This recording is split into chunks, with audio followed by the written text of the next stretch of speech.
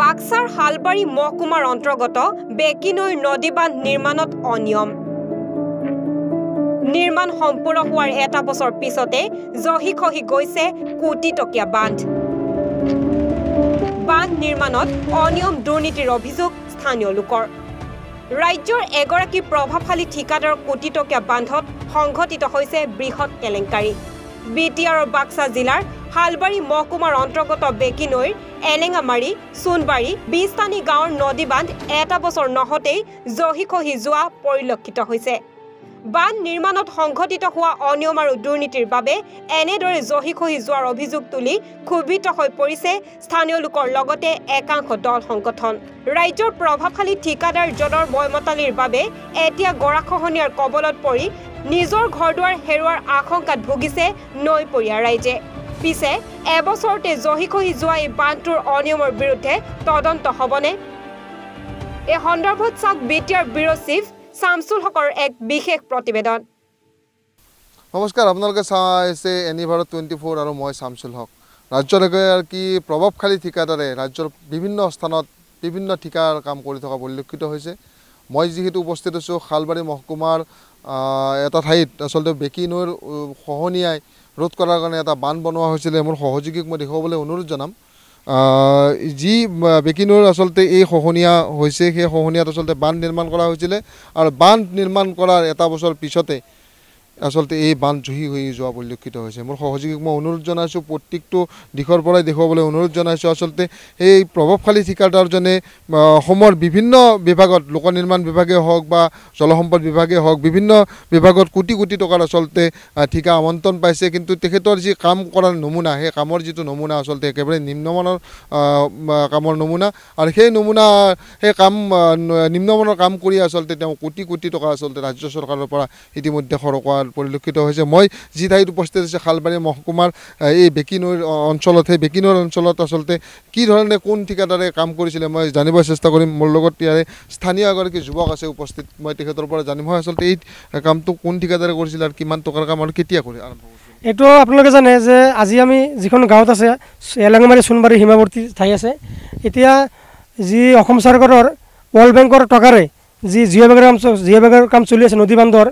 তো আমাৰ এলেঙামাৰী সোণবাৰী ৰাঘৱবিল বিশপানী খাগৰাবাৰী গোটেইখিনি এলেকাতে চলি আছে নৈপৰীয়া ঠাইবিলাকত বেকি নদীৰ পাৰে পাৰে কিন্তু আমি দেখা পাইছোঁ যে কামবিলাক লাষ্ট 2 বছৰৰ পৰা চলি আছে এতিয়ালৈকে বহু ঠাইত কামবিলাক হোৱাই নাই আৰু যিখিনি হৈছেও সম্পূৰ্ণ হোৱাৰ পিছতে বাৰিষাতে কিন্তু জৰাজীৰ্ণ হৈ গৈছে আমি ধৰক একদম জৰাজীৰ্ণ হোৱাৰ সময়ৰ পৰা বিভাগীয় কৰ্তৃপক্ষ লোকেল আমাৰ মহকুমা অধিপতি মহোদয় মানে জিলা আয়ুক্ত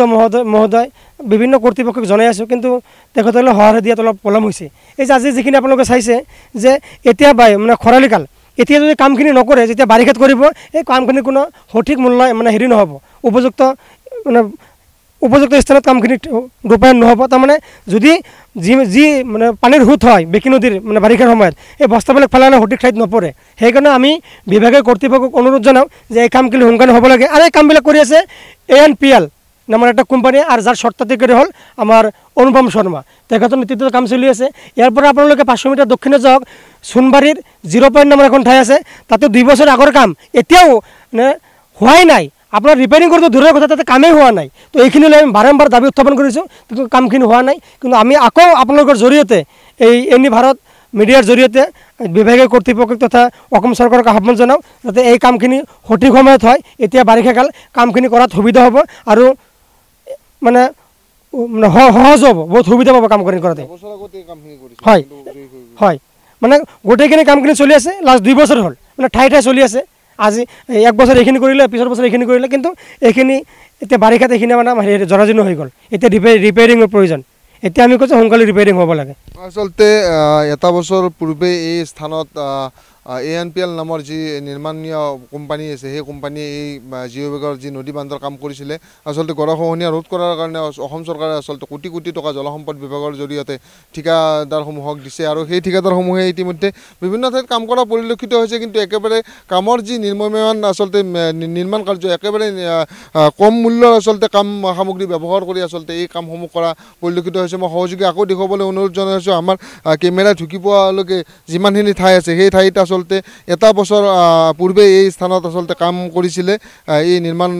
কোম্পানীটোৱে আৰু এই নিৰ্মাণ কোম্পানীটো কাম কৰি যোৱাৰ এটা বছৰ পিছতে আচলতে এই ঠাইসমূহৰ যি জিঅ' বেগ সেই জিঅ' বেগসমূহ ইতিমধ্যে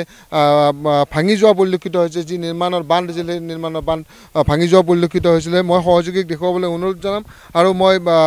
আন এগৰাকী ইয়াৰে স্থানীয় ব্যক্তি আছে মই তেখেতৰ পৰা জানিব বিচাৰিম মই দাদা এই যি কাম কৰিছে আপোনাৰ ঘৰ ইয়াতে ছাৰ মোৰ ঘৰ কেনেকুৱা এই কামবিলাক কেনেকুৱা হৈছে নাই কামবিলাক ভাল হোৱা নাই কামবিলাক ৰিপেয়াৰিং কৰাৰ কথা আছিল কামবিলাক ৰিপেয়াৰিং নকৰোঁ দেখোন এতিয়া ৰিপেয়াৰিং নকৰিলেতো ভাঙি যাব আকৌ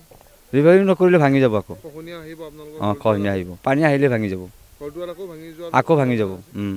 সম্ভাৱনা আছে মানে ভাঙবয়ে আচলতে যি ঠিকাদাৰে প্ৰতিষ্ঠানে কাম কৰিছিল একেবাৰে কম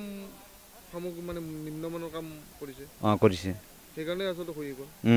আচলতে যি কাম আচলতে কৰিব লাগিছিল যি ধৰণৰ উন্নত মানৰ সামগ্ৰী ব্যৱহাৰ কৰি আচলতে কাম কৰিব লাগিছিল যি সঠিক পৰিকল্পনা কৰি আচলতে কাম কৰিব লাগিছিল সেই পৰিকল্পনা হওক বা যি সামগ্ৰীসমূহে হওক সেই সামগ্ৰী আচলতে একেবাৰে নিম্নমানৰ হোৱাৰ কাৰণে একেবাৰে জয়ী হৈ গৈছে কাৰণ এটা প্ৰশ্ন যে স্থানীয় ৰাইজৰ এটাই প্ৰশ্ন যে কোটি টকা আচলতে চৰকাৰে খৰচ কৰি যদি এটা বান্ধ যদি এবছৰৰ কাৰণে ৰাখিব নোৱাৰে তেনেহ'লে এই কোটি টকাৰ কি মূল্য থাকিব আৰু এই স্থানীয় ৰাইজসকলৰ এটা শংকা আহি পৰিছে যি এবছৰ আগতে এই বান্ধ নিৰ্মাণ কৰিছিল সেই বান্ধ ইতিমধ্যে জয়ী হৈ গৈছে আৰু এইবাৰ যেতিয়া বাৰিষা কালত বেকিৰ প্ৰবল সোঁত আহিব সেই সোঁতত যে এই স্থানীয় ৰাইজৰ যি নৈপৰীয়া ৰাইজ আছে সেই ৰাইজৰ যে ঘৰ বাৰী উটি যাব সেয়াও নুই কৰিব নোৱাৰি স্থানীয় ৰাইজে দাবী কৰিছে যে অতি সোনকালে আচলতে এই যি খহনীয়া অঞ্চলসমূহৰ যি জিঅ' বেগৰ নিৰ্মাণ কাম সেই যি খহনীয়াত আকৌ ভাঙি গৈছে সেই নিৰ্মাণ কাম আকৌ কৰিব লাগে আৰু যদি নকৰে তেনেহ'লে তেখেতসকলে ঊৰ্ধ্বতম কৰ্তৃপক্ষক এইবাৰ দাবী জনাইছে কিন্তু তেখেতসকলে যদি এই কামসমূহ সোনকালে এই খৰালিতে যদি নকৰে তেনেহ'লে বাৰিষাৰ সময়ত এই যি স্থান আছে সেই স্থানসমূহৰ যি স্থানীয় লোকসকল আছে সেই লোকসকলৰ ঘৰ বাৰীও উটি যাব বুলি সন্দেহ কৰিছে আৰু যি ঊৰ্ধ্বতম কৰ্তৃপক্ষ আছে যি বিভাগীয় কৰ্তৃপক্ষ আছে তেখেতসকলক দাবী জনাইছে যে এই খৰালি কালতে যাতে তেখেতসকলৰ এই যি নিৰ্মাণ কাৰ্য সেই নিৰ্মাণ কাৰ্য যাতে সম্পূৰ্ণ কৰি উঠে